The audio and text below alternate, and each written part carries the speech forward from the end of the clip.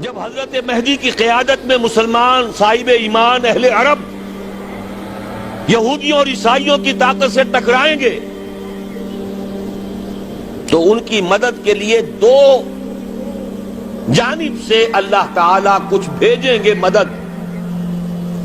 ایک تو آخری مرحلے میں مدد آئے گی حضرت مسیح عیسیٰ ابن مریم کا نزول، جو یہودیوں کی طرف رسول بنا کر بھیجے گئے تھے. انہیں یہودیوں نے اپنے خیال میں سولی پر چڑھا دیا، لیکن اللہ نے فرمایا وما صلبوہ وما قتلوہ ولکن شبہ لہم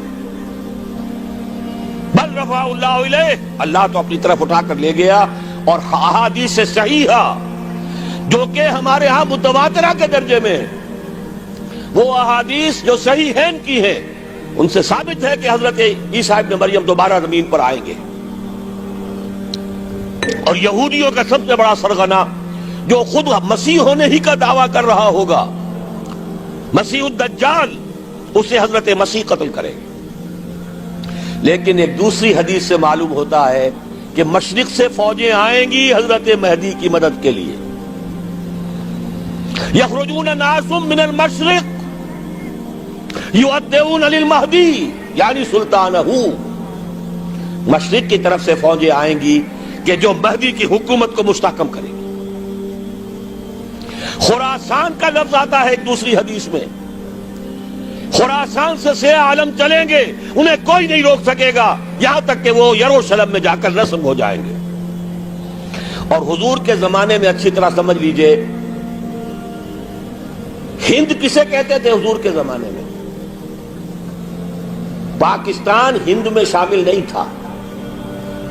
سندھ و ہند، سندھ ایک مکمل ملک تھا، ہند اس کے بعد شروع ہوتا تھا. یہ راجپوتانے کا اور تھر کا ڈیزرٹ جو ہے، اس سے آگے جو ہندوستان ہے وہ ہند تھا. یہ جو ہمارا پاکستان ہے یہ ہمیشہ ہند میں شامل نہیں رہا. حضور کے زمانے میں بالخصوص سندھ و ہند، دریائے سندھ چلا آ رہا ہے. یہ ساری ٹریبیوٹریز جو پنجاب کے اندر اس کی ہیں، یہ سب ایک علیحدہ ملک ہے جو اس زمانے میں سندھ کہلاتا تھا. اور نمبر 2 یاد کیجئے، اس زمانے میں خراسان ایک علاقہ تھا جس میں موجودہ افغانستان کا 2/3، تھوڑا سا حصہ ایران کا، اور جہاں تک میں تحقیق کر سکا ہوں آج تک پاکستان کا بھی علاقہ، خاص طور پر مالاکنڈ ڈویژن جو اس خراسان میں شامل ہے. خراسان سے سیاہ عالم چلیں گے جو جا کر یروشلم میں نصب ہوں گے. یہاں بھی ایک نقطہ نوٹ کر لیجئے، پہلے بھی یروشلم ہم سے چھینا تھا. کس نے چھینا تھا؟ عیسائیوں نے، کروسیڈرز. واپس کون لیا؟ کس نے لیا؟ عربوں میں دم نہیں تھا، عرب عیاشیوں کی وجہ سے کھوکھلے ہو چکے تھے. واپس لینے والا صلاح الدین ایوبی، کرد خون. اب دوبارہ یروشلم لیا جا چکا. چھینا کن سے گیا؟ عربوں سے. عرب واپس لے سکتے ہیں؟ کوئی اندیشہ اگر ہو سکتا تھا عراق کے بارے میں کہ شاید اس کے ایٹمک دانت نکل آئے، جو سازش کی گئی، جس طرح اس احمق اور پاگل صدام حسین کو دام میں پھنسایا گیا. صدام 100 جال، دام کہتے ہیں جال کو، 100 صدام، اس میں جو پھنسا ہے تو اگلا پچھلا کھایا پیا سب اگلوا لیا. اور ہے ہی کون؟ اس کے پاس ایٹمک ہتھیاروں کا ذخیرہ موجود ہے، اور کسی کے وہ ایٹمک دانت بھی نکلنے نہیں دے رہے. پاکستان کے اوپر کتنا دباؤ، اور ہمیں نہیں پتا کتنا کچھ دباؤ قبول کیا جا چکا. یہ تو سبھی مانتے ہیں. کیپ کر دیا گیا، روک دیا گیا، آگے تو نہیں بڑھ رہا، یہ تو سبھی مانتے ہیں. رول بیک بھی ہو گیا یا نہیں کچھ پتہ نہیں، لیکن کسی صورت یہ نہیں تسلیم کریں گے، قبول کریں گے کہ کسی مسلمان ملک کے پاس ایٹم بم آ جائے. یہودیوں کے پاس ذخیرہ موجود، سب جانتے ہیں. بہرحال یہ جان لیجئے اس علاقے سے امید ہوتی ہے. سندھ اور خراسان حالات بہت خراب ہیں ہمارے، اور حالات بہت خراب ہیں افغانستان کے بھی، لیکن حالات کے بدلتے اللہ تعالیٰ کی مشیت کے تحت دیر نہیں لگا کرتی. سیرت نبوی میں مجھے نظر آتا ہے سن 10 میں 10 نبوی ہجرت سے 3 سال پہلے 2.5 سال پہلے کہیں سے کوئی امید کی کرن نظر نہیں آتی تھی کہ عرب میں اسلامی حکومت قائم ہو جائے گی. 10 برس ہو چکے محمد رسول اللہ کو دعوت دیتے ہوئے، اور ابھی تک بمشکل 125 آدمی ہے. اپنے بل پر اپنے طاقت پر مکے میں رہ بھی نہیں سکتے. کیسے ہو جائے گا؟ کہاں سے ہو جائے گا؟ میں آج پوچھتا ہوں، کوئی سر بتائے کہیں سے کوئی امید کی کرن اس وقت نظر آتی ہے؟ اس ماحول میں لے جائیے. اگلے 3 سال میں کیا ہو گیا؟ پہلے سال 6، اگلے سال 12، اس سے اگلے سال 72، اور بیعت عقبہ ثانیہ ہجرت، اور وہاں سے اب حضور کی طرف سے شروع ہو گیا انیشیٹو.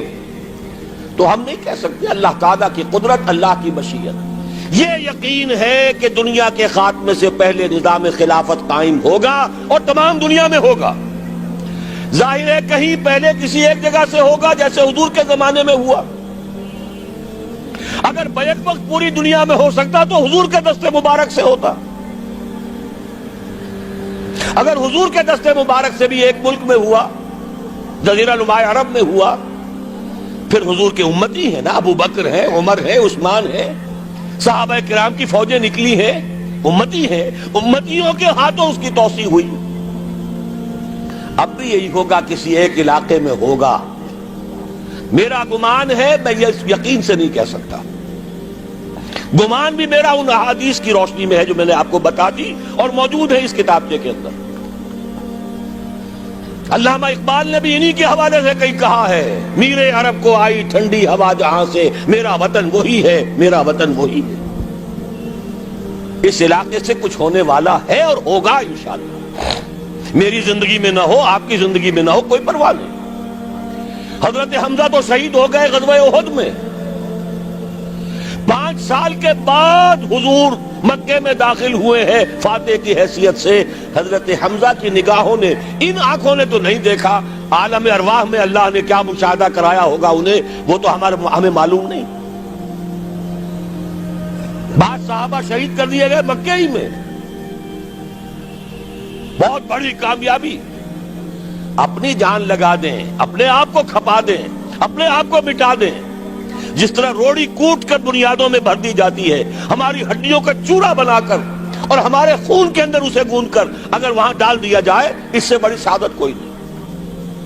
اس پر تعمیر ہو خلافت علی منہاج النبوہ کی، ہم اس کی بنیاد کے اندر دفن ہو جائیں، یہی بہت بڑی سعادت ہے. لیکن یہ ہوگا.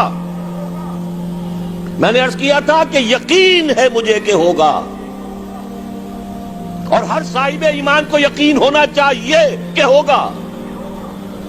باقی یہ کہ یہ آثار ہیں اور احادیث بھی ہیں، اور 400 برس کی تاریخ بھی بتاتی ہے کہ یہیں سے ہوگا. 1000 برس تک سارے مجددین امت عالم عرب میں پیدا ہوئے. 11ویں صدی کا مجدد اعظم شیخ احمد سرہندی کہاں دفن ہے؟ سرہند میں، ہندوستان میں. 12ویں صدی کا مجدد اعظم شاہ ولی اللہ دہلوی کہاں دفن ہے؟ دہلی میں. 13ویں صدی کا مجدد اعظم سید احمد بریلوی، ان کی تو قبر بھی معلوم نہیں، لیکن ان کا خون جذب ہوا دریائے کنہار میں، اور ان کے سینکڑوں ساتھیوں کی لاشیں اس بالا کوٹ کے مقام پر.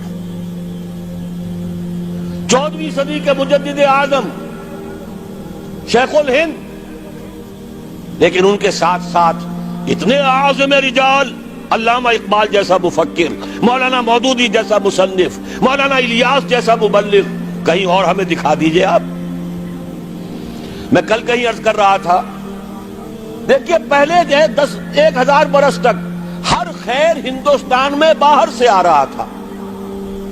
معین الدین اجمیری باہر سے آ رہے ہیں، شیخ علی حجویری باہر سے آ رہے ہیں، سندھ میں جتنے اولیاء دفن ہیں سب کے سب باہر سے ایران سے چلے آ رہے ہیں. لیکن جیسے ہی 11ویں صدی شروع ہوئی ریورس ہو گیا آرڈر. اب سلسلہ مجددیہ نقش بندیہ اب ہندوستان سے نکل کر پھیل رہا ہے. پورا افغانستان، پورا ترکستان، تمام یہ ترک ریاستیں جو آزاد ہوئی ہیں ابھی USSR کے خاتمے کے بعد، یہاں تک کہ سائپرس، جزیرہ قبرص، پورا ترکی جو اب بھی ہے موجودہ ترکی، سلسلہ مجددیہ نقش بندیہ کہاں سے چلا؟ ہندوستان سے پھیل گیا پورے عالم اسلام. مفکر، علماء دین اور تمام علوم دینی کا مجدد شاہ ولی اللہ دہلوی، خالص ترین جہاد فی سبیل اللہ دور صحابہ کے بعد جماعت مجاہدین جام شہادت نوش کیا، سینکڑوں ہمارے مجاہدین. پھر 14ویں صدی میں اقبال جیسا مفکر، مودودی جیسا، دوبارہ دوہرا رہا ہوں، مصنف، مولانا الیاس جیسا مبلغ مجھے تو کہیں نظر نہیں آتا. تمام مسلمان ممالک آزاد ہوئے، کہیں اسلام کا نام نہیں لگا. نہ سیوکارنوں نے نعرہ لگایا، نہ کہیں کسی اور نے نعرہ لگایا. عربوں نے بھی عرب نیشنلزم کا نعرہ لگایا، اسلام کا نعرہ نہیں. تحریک پاکستان میں نعرہ لگا، پاکستان کا مطلب کیا؟ لا الہ الا اللہ. صبح عرض کر چکا ہوں، تحریک خلافت پوری دنیا میں کہیں نہیں، صرف بر عظیم پاک و ہند میں. اور کیسی تحریک خلافت کہ ہندو شریک ہوئے، گاندھی شامل ہوا، پورے ہندوستان کو جس نے گنجا دیا. یہ دوسری بات ہے کہ جب خود مصطفیٰ کمال نے ختم کر دیا تو اب کیا کرتے؟ مدعی سست گواہ چست. نوٹ کرنے کی بات ہے، کچھ آثار ہیں، 400 سال کی تاریخ ہے، بتا رہی ہے پاکستان کا قیام خود ایک معجزہ. یہ ساری چیزیں مشیت ایزدی میں کسی بڑے خیر کا پیش خیمہ ہے.